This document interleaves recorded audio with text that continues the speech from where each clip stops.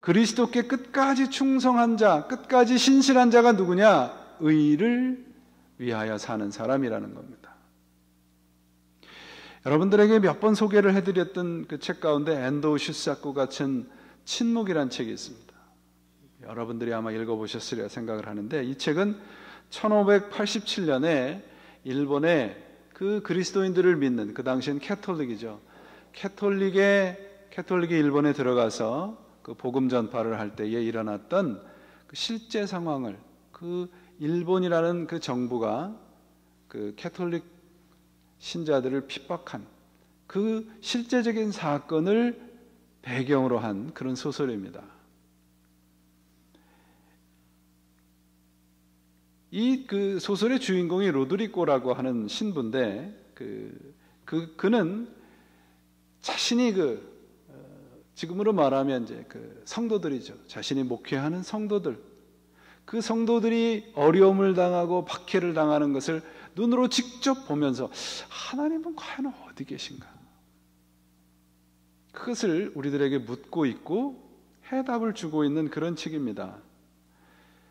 이 캐톨릭 신도들이 일본의 그 정부의 그 관원들에 의해서 내가 예수를 믿지 않는다라고 하는 것을 나에게 보여라. 그것이, 그 표시가 무엇인가 하면 예수님의 성화, 그 성화의 얼굴을 밟고 지나가는 거예요. 예수님의 성화의 얼굴을 밟고 지나가지 않는 사람들은 죽음을 당하게 되고, 밟고 지나가는 사람들은 살게 되는 겁니다. 어떤 사람은 정말 죄책감도 없이 그 예수님의 얼굴을 밟고 지나가지만, 어떤 사람들은 살기 위해서 그 얼굴에 발을 밟고 지나가면서도 수없는 고뇌와 아픔을 느끼게 되는 거예요.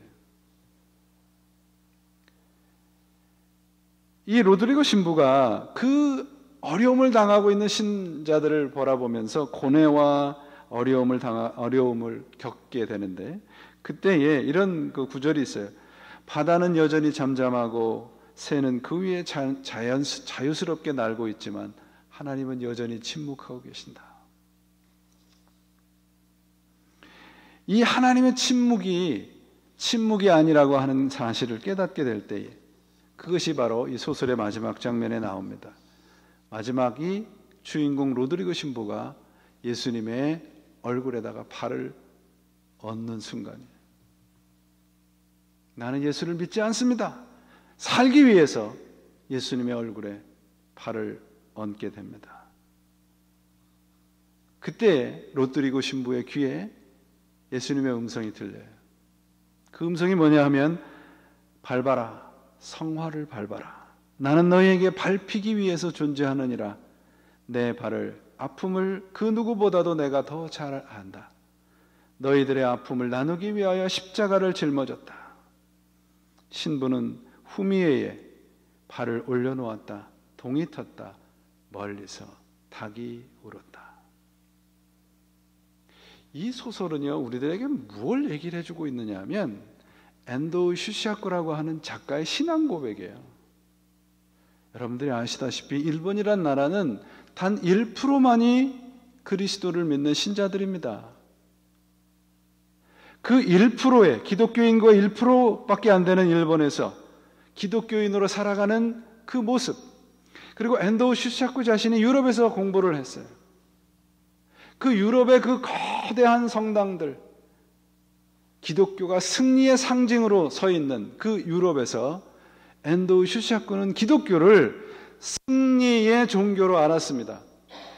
그 화려한 성당처럼 예수를 믿으면 세상에서 저렇게 화려한 존재가 될 것이다. 그렇게 믿었습니다. 그런데 성경을 연구하던 이 슈시아쿠는 성경에서 예수님의 가르침을 발견합니다. 그 예수님의 가르침은 뭐냐 하면, 그 소설의 제일 마지막에 결론의 부분에서 얘기한 것처럼 예수님은 우리에게 밟히기 위해서 오셨다. 그렇다면 그분을 믿는 신자들은 어떻게 살아가야 되느냐? 세상에서 핍박을 받는 존재라는 거예요.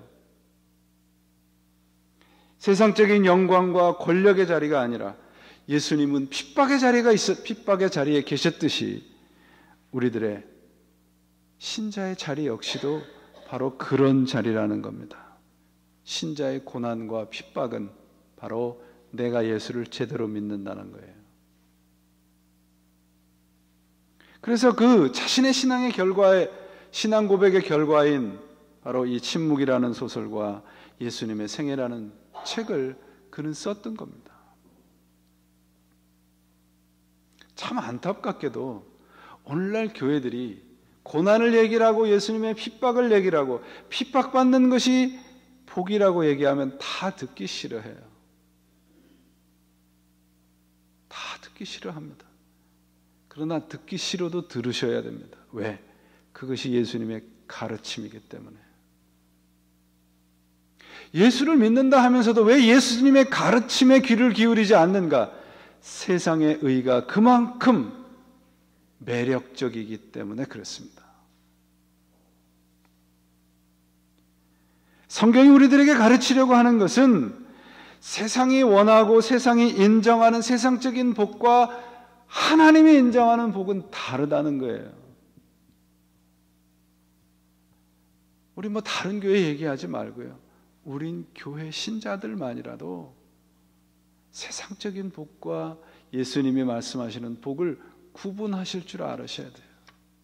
만약에 여러분들이 세상적인 성공과 형통을 예수님의 이름으로 원하신다면 You are in a wrong place. 여러분들은 교회 안에 잘못 앉아 계시는 겁니다.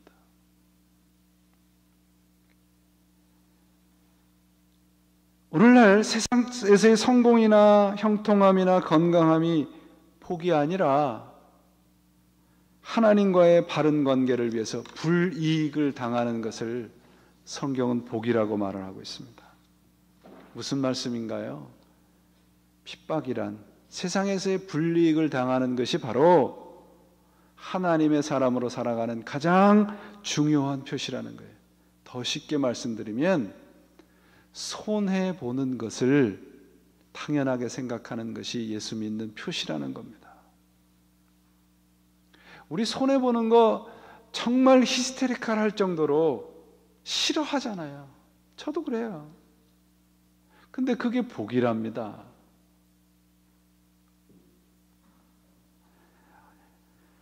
이 8번째 복에서 우리가 주의해야 될 것은 어떤 분들은 내가 잘못해서 당하는 어려움, 핍박도 복이라고 생각하는 사람이 있어요. 그건 아니에요. 베드로 전서에도 무슨 말씀이 있냐면 너희 중에 누구든지 살인이나 도적질이나 악행이나 남의 일을 간섭하는 자로 고난을 받지 말라. 이 핍박받는 자라고 하는 것은 원문에 의하면 괴로움을 당하여서 오늘날 이른 자라는 거예요. 곧 핍박 중에도 인내하는 사람이라는 겁니다. 핍박을 통하여 하나님이 원하시는 것은 바로 인내함의 사람이 되는 거예요. 인내는 그냥 참는 것이 아니라 꾸준하고 신실한 것을 말합니다.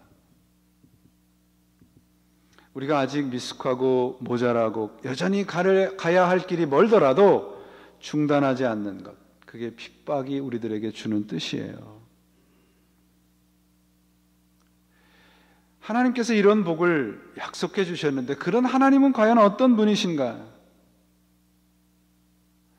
여러분들 혹시 주일날 그 주일 예배 빼먹고 어디 놀러 가셨을 때에 그 여러분 마음속에 드셨던 그런 기분들 있으세요? 별로 주일날 빼먹지 않은 분들이라 잘 모르시겠어요.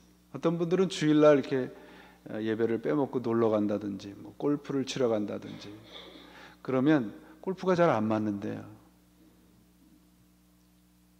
그리고 가는 길에 뭐 자동차가 타이어가 펑크가 난다든지. 하나님은 그런 하나님이 아닙니다, 여러분.